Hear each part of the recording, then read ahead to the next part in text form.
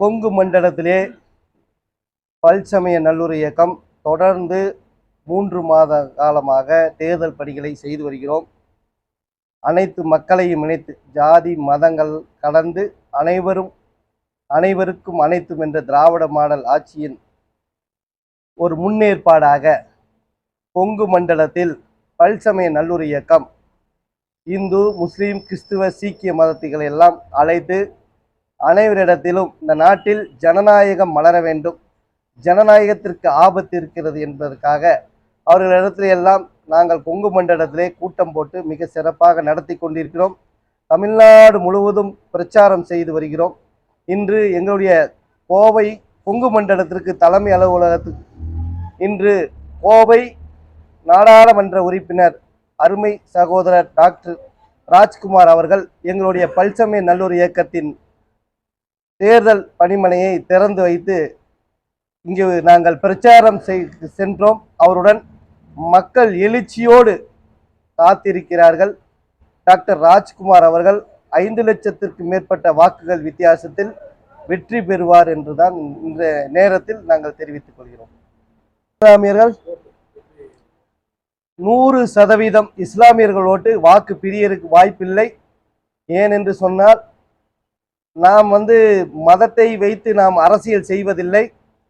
இந்த இந்து மதம், சீக்கிய மதம், கிறிஸ்துவ மதம் அனைவரும் இன்று பிஜேபி ஆட்சியின் மீது, மோடிஜியின் மீது கடும் கோபத்தில் இருக்கிறார்கள். ஏனென்று சொன்னால் ஜிஎஸ்டி, வருமான வரி துறையை விட்டு எதிர்க்கட்சிகளை ஏவுவது, அவர்களுக்கு தோல்வி பயம் வந்ததற்காக அவர்கள் இந்த மாதிரி நடந்து கொண்டிருக்கிறார்கள். இஸ்லாமியர் வாக்கு மட்டுமல்ல, ஒட்டுமொத்த சமுதாய மக்களும், இந்து, கிறிஸ்துவ, இஸ்லாமிய அனைத்து வாக்குகளும் திராவிட முன்னேற்ற கழக கூட்டணிக்கு தமிழகம் முழுவதும் பெறுவதற்கு வாய்ப்புகள் இருக்கிறது. பாரதிய ஜனதா கட்சி இங்கு 3வது இடமோ 4வது இடமோ தான் போகும்.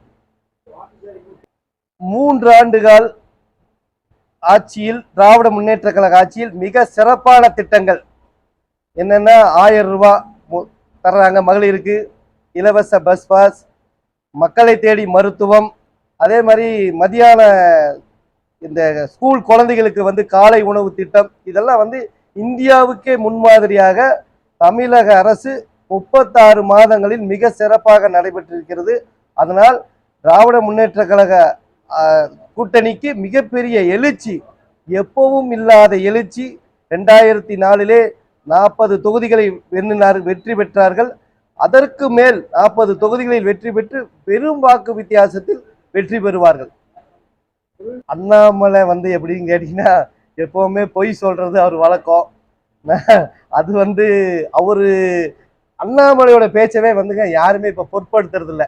பத்திரிகையாளர்கள் தான் நீங்க எல்லாம் டெய்லி பேட்டி எடுக்கிறீங்க. மக்கள், அடித்தட்டு மக்களே எல்லாருமே சொல்றாங்க. ஒரு டீ கடையில போய் நம்ம அங்க நின்னாலும் கூட அவங்க என்ன சொல்றாங்க, அண்ணாமலை பொய் தான் சொல்றாருங்க, எதுவுமே அவர் உண்மையே பேச மாட்டேங்கிறாரு அப்படின்னு தான் சொல்றாங்க. அண்ணாமலை நினைக்கிற மாதிரி எல்லாம் கோயம்புத்தூர் இல்ல, தமிழ்நாட்டுல எந்த தொகுதியிலும் அவங்க வெற்றி பெற முடியாது. கோவை பொறுத்தளவுக்கு திராவிட முன்னேற்ற கழகத்தின் கோட்டை என்பதை இந்த முறையும் நிரூபிப்பார்கள். 10 ஆண்டு காலமாக பாரதிய ஜனதா ஆட்சி பொறுப்பேற்றதிலிருந்து எந்த மக்களுக்கும், அனைத்து மக்களுக்கும், இந்து, கிறிஸ்துவ அனைத்து மக்களுக்கும், 140 கோடி மக்களுக்கும் எதுவும் செய்யவில்லை. மக்கள் விரோத சட்டங்களை கொண்டு மக்களை வாட்டி வதைத்திருக்கிறார்கள். பல்வேறு திட்டங்கள், மக்களுக்கு தேவையில்லாத திட்டங்களை எல்லாம் கொண்டு பெரிய முதலாளிகளுக்கு, அம்பானி, அதானிகளுக்கெல்லாம் தான் இவர்கள் நம்மளுடைய பொருளாதாரத்தை தாரை வார்த்திருக்கிறார்கள். ஏழை நடுத்தர மக்கள் இந்த 10 ஆண்டு காலமாக மிகவும் பாதிக்கப்பட்டிருக்கிறார்கள். அதனால் இந்த பாசிச கூட்டணியை எதிர்த்து தான் பல்சமய நல்லுற இயக்கம் நாங்கள் கூட்டம் நடத்தி கொண்டிருக்கிறோம். இந்த பாசிச கூட்டணி, பாசிச கட்சிகள் வெற்றி பெறக்கூடாது. நாங்கள் எல்லாம் அண்ணன் தம்பிகளாக, மாமான் மச்சான்களாக நாங்கள் நடந்து கொண்டிருக்கிறோம். எங்களுக்குள் எந்த பிளவும் இல்லை. இந்த மதவாத பாரதிய ஜனதா வந்ததுக்கு அப்புறம்தான் எங்களுக்குள் பிரிப்பை ஏற்படுத்துகிறார்கள். அது தமிழகம் மட்டுமல்ல, இந்தியாவிலும் இனிமேல் நடைபெறாது.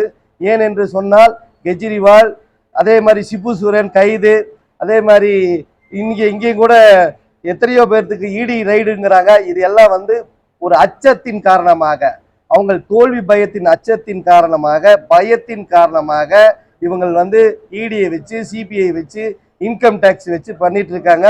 ஆனா மக்கள் ஏற்றுக்கொள்ள மாட்டார்கள். கெஜ்ரிவால் எப்பொழுது கைது செய்யப்பட்டாரோ கூட்டணி, இந்திய கூட்டணிக்கு ஒரு 150 சீட் அதிகமாகி விட்டது. இந்திய கூட்டணி, நான் 350 சொல்லிட்டு இருந்தேன், 400 சீட்டு இடங்களை வெற்றி பெறும் வாய்ப்பு இருக்கிறதாக இன்று வட மாநில ஊடகவியலாளர்களும் எனது நண்பர்களும் கூறியிருக்கிறார்கள். 400 சீட் இந்திய கூட்டணி வெற்றி பெறும் என்கிறார்கள். கட்டாயம் இந்த முறை பாரதிய ஜனதா 100-150 சீட் வர்றதே பெரிய பெரிய விஷயம் என்று சொல்கிறார்கள். கட்டாயம் பாசிச பாஜக இந்த நாட்டில் இருக்கக்கூடாது. மக்களுக்கு விரோதமாக, ஜனநாயகத்துக்கு விரோதமாக செயல்படும் அரசுகளை மக்களே தூக்கி எறியப்படும் நாள் வருகின்ற 19ஆம் தேதி தூக்கி எறியப்படுவார்கள்.